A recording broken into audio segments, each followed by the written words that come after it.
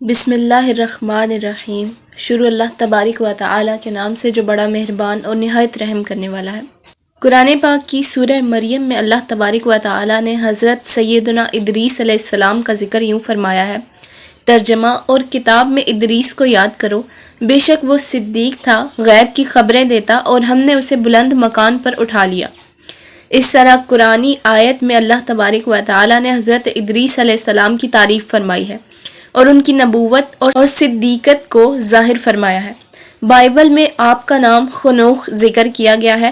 رسول اللہ صلی اللہ علیہ وسلم کا نسب حضرت ادریس علیہ السلام سے حضرت شیث علیہ السلام سے جا ملتا ہے۔ اس طرح آپ نبی کریم صلی اللہ علیہ وسلم کے سلسلہ نبوت کی بنیاد قرار پاتے ہیں۔ علماء نسب نے اس بات کا ذکر فرمایا ہے، پہلے نبی حضرت آدم علیہ السلام تھے، آپ کے بعد حضرت شیث علیہ السلام تھے، اور حضرت شیث علیہ السلام کے بعد نبوت کا نور حضرت ادریس علیہ السلام کی وساطت سے انسانیت کو عطا ہوا۔ محمد بن اسحاق بن یسار رحمۃ اللہ علیہ سے روایت ہے کہ حضرت ادریس علیہ السلام ہی وہ شخص ہیں جنہوں نے سب سے پہلے لکھنے کا طریقہ جاری کیا۔ آپ علیہ السلام نے حضرت آدم علیہ السلام کا زمانہ پایا اور آپ کی پیدائش کے 380 سال بعد تک زندہ رہے۔ بعض علماء کرام فرماتے ہیں کہ معاویہ بن حکم سلمی کی مروی حدیث میں حضرت ادریس علیہ السلام کی طرف ہی اشارہ کیا گیا ہے۔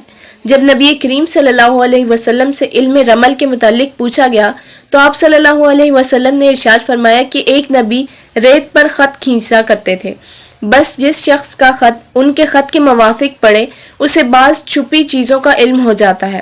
علماء کی تفسیر و احکام میں بہت سارے لوگوں کا یہ خیال ہے کہ سب سے پہلے علم رمل میں حضرت ادریس علیہ السلام نے ہی گفتگو کی تھی۔ اسی طرح آپ علیہ السلام کو اس علم کا سب سے بڑا ماہر کہا جاتا ہے۔ اہل نجوم آپ علیہ السلام کی طرف کئی جھوٹے قصے منسوب کرتے ہیں، جس طرح کہ اکثر لوگ انبیاء، علماء کرام، حکماء اور اولیاء کرام کے بارے میں کرتے رہتے ہیں۔ اللہ عز و جل کے فرمان ورفعنا مکان علیہ سے مراد آپ کے مقام و مرتبہ کی بلندی ہے، جیسا کہ بخاری و مسلم میں حدیث معراج سے ثابت ہے کہ رسول اللہ صلی اللہ علیہ وسلم کا گزر حضرت ادریس علیہ السلام سے ہوا، آپ چوتھے آسمان پر تھے۔ ابن جریر سے روایت ہے کہ ہلال بن یساف کی موجودگی میں حضرت ابن عباس رضی اللہ عنہ نے حضرت کعب رضی اللہ عنہ سے دریافت فرمایا کہ حضرت ادریس علیہ السلام کے بارے میں ارشاد ربانی ورفعنا مکان علیہ کا کیا مقصد ہے؟ حضرت کعب رضی اللہ عنہ نے فرمایا کہ حضرت ادریس علیہ السلام کو اللہ تبارک و تعالی نے وحی فرمائی کہ میں ہر روز تمہیں تمام بنی آدم کے نیک کاموں کے مطابق بلند کروں گا۔ شاید اس سے مراد اس دور کے لوگ ہوں، تو آپ علیہ السلام نے یہ بات بہت پسند کی کہ زیادہ سے زیادہ نیک عمل کریں۔ آپ علیہ السلام کے پاس ایک فرشتہ آیا جو آپ کا بہت گہرا دوست تھا۔ آپ نے اس کو بتایا کہ اللہ تبارک و تعالی نے میری طرف اس طرح وحی کی ہے، لہٰذا آپ موت کے فرشتے سے بات کریں کہ وہ مجھے مہلت دے تاکہ میں زیادہ سے زیادہ نیک عمل بجا لا سکوں۔ تو اس فرشتے نے آپ کو 2 پروں کے درمیان اٹھایا اور آپ کو لے کر آسمان کی طرف چلا گیا۔ جب وہ چوتھے آسمان پر پہنچا تو اسے موت کا فرشتہ ملا جو نیچے اتر رہا تھا۔ دوست فرشتے نے ملک الموت سے اس سلسلے میں بات کی جس کے متعلق حضرت ادریس علیہ السلام نے اس سے بات کی تھی۔ ملک الموت نے پوچھا حضرت ادریس علیہ السلام کہاں ہیں؟ فرشتے نے بتایا کہ وہ میری پیٹھ پر سوار ہیں۔ ملک الموت علیہ السلام نے کہا، تعجب ہے کہ مجھے بھیجا گیا تھا کہ ادریس علیہ السلام کی روح قبض کرو جبکہ وہ چوتھے آسمان پر ہیں۔ کہنے لگا، یہ کیسے ہو سکتا ہے کہ میں ان کی چوتھے آسمان پر روح قبض کروں جبکہ وہ زمین پر ہوں؟ ملک الموت علیہ السلام نے حضرت ادریس علیہ السلام کی روح قبض کر لی جبکہ وہ چوتھے آسمان پر تھے۔ اللہ تبارک و تعالیٰ کے اس قول ورفعنا مکان علیہ میں اسی بات کا تذکرہ کیا جا رہا ہے۔ اس آیت کی تفسیر کرتے ہوئے ابو حاتم لکھتے ہیں کہ جب ملک الموت علیہ السلام سے اس فرشتے کی ملاقات ہوئی تو حضرت ادریس علیہ السلام نے اسے کہا کہ ذرا ملک الموت سے پوچھو کہ میری کتنی عمر باقی ہے۔ فرشتے نے ملک الموت سے پوچھا جبکہ حضرت ادریس علیہ السلام وہیں موجود تھے کہ ان کی بقیہ عمر کتنی ہے۔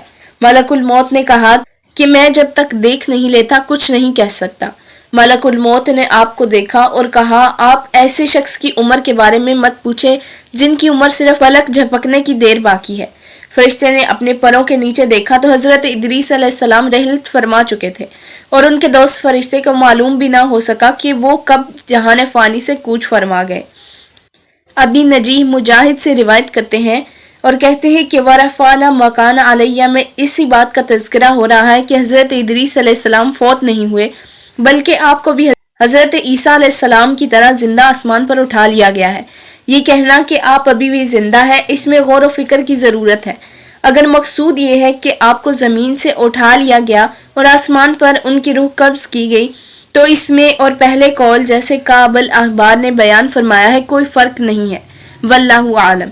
वरफ़ाना मकान आलिया के मुतालिक औफ़ी हज़रत इब्ने अब्बास रज़ी अल्लाह अन्हु से रिवायत करते हुए कहते हैं कि हज़रत इदरीस अलैहिस्सलाम को सातवें आसमान की तरफ उठा लिया गया और आपकी वफ़ात आसमान पर ही हुई। ये हदीस कि आप चौथे आसमान पर हैं मुत्तफ़िक़ अलैह है और यही सही है। ये कौल मुजाहिद और दीगर मुफस्सिरीन ने इख्तियार किया है। इस आयत के बारे में हज़रत हसन बसरी रहमतुल्लाह अलैह इरशाद फरमाते हैं कि हज़रत इदरीस अलैहिस्सलाम को आसमान की तरफ उठा लिया गया। बात तो ये भी कहते हैं कि आपको अपने बाप बुर्द बिन महलाइल की ज़िंदगी में उठा लिया गया था। वल्लाहु आलम। बाज़ अहले इल्म का ये कहना है कि हज़रत इदरीस अलैहिस्सलाम हज़रत नूह अलैहिस्सलाम से पहले नहीं हुए, बल्कि उनका ज़माना हज़रत याकूब अलैहिस्सलाम के बाद का है। इमाम बुखारी हज़रत इब्ने मसूद और हज़रत इब्ने अब्बास रज़ी अल्लाह अन्हुम के हवाले से रिवायत करते हैं कि हज़रत इलियास अलैहिस्सलाम को ही हज़रत इदरीस अलैहिस्सलाम कहा गया है। इस बात की तायीद में हदीस मेराज पेश की जाती है, जिसे इमाम ज़हरी ने रिवायत किया है कि जब हुजूर नबी करीम सल्लल्लाहु अलैहि वसल्लम का गुज़र हुआ तो हज़रत इदरीस अलैहिस्सलाम ने खुश आमदीद सालेह भाई और सालेह नबी के अल्फाज से इस्तकबाल किया और हज़रत आदम अलैहिस्सलाम और हज़रत इब्राहीम अलैहिस्सलाम की तरह हुजूर नबी करीम सल्लल्लाहु अलैहि वसल्लम को सालेह नबी और सालेह बेटे के अल्फाज से मुखातिब नहीं किया। इस हदीस इससे इस्तदलाल करते हुए कहा जाता है कि अगर हज़रत इदरीस अलैहिस्सलाम रसूलुल्लाह सल्लल्लाहु अलैहि वसल्लम के सिलसिला नस्ब की बुनियाद होते तो उन्हें भाई नहीं बल्कि बेटे के अल्फाज से खुशामदीद कहते। और ये भी हो सकता है कि हज़रत इदरीस अलैहिस्सलाम ने जलीलुल कदर नबी को आजिज़ी और इनकिसारी की बिना पर भाई कहा हो, क्योंकि इब्न में आजिज़ी का इजहार नहीं हो सकता। और एक वजह यह भी है कि हज़रत आदम अलैहिस्सलाम और हज़रत इब्राहीम अलैहिस्सलाम को जो अब्वियत हासिल है वो हज़रत इदरीस अलैहिस्सलाम को हासिल नहीं, क्योंकि हज़रत आदम अलैहिस्सलाम अबुल बशर हैं और हज़रत इब्राहीम अलैहिस्सलाम और रसूलुल्लाह सल्लल्लाहु अलैहि वसल्लम के बाद सबसे जलीलुल कदर नबी हैं। दोस्तों, उम्मीद है कि आपको आज की हमारी वीडियो पसंद आई होगी। अगर वीडियो पसंद आए तो लाइक शेयर कमेंट ज़रूर कीजिएगा और इस तरह की मज़ीद वीडियोस देखने के लिए हमारे चैनल को सब्सक्राइब कर लीजिए, बेल आइकन को प्रेस कर दीजिए ताकि हर आने वाली वीडियो आप तक पहुँचे। जज़ाकल्लाह।